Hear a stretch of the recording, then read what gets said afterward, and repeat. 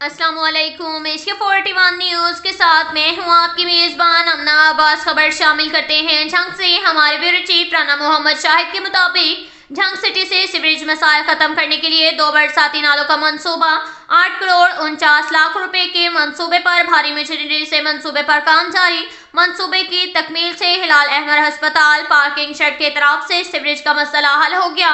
मंसूबे के फाल होने झंग सिटी के मुतअद्दिद इलाकों और लारी अड्डा से सीवरेज के पानी की निकासी होगी। मंसूबों के तहत आधीवाल चौक से झंग सिटी थाना तंगा अड्डा तक बहाली का काम हो सकेगा।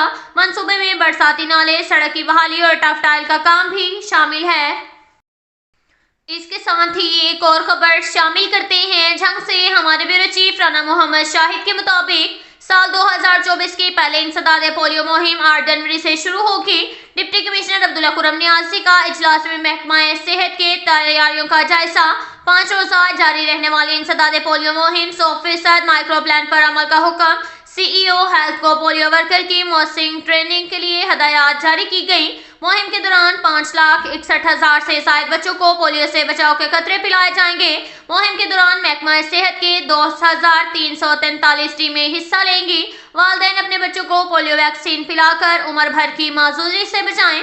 इजलास में additional deputy commissioner, general assistant commissioner, महकमा सेहत, लाइंस डिपार्टमेंट के ऑफिसरान, नुमाइंदा WHO ने भी शिरकत की।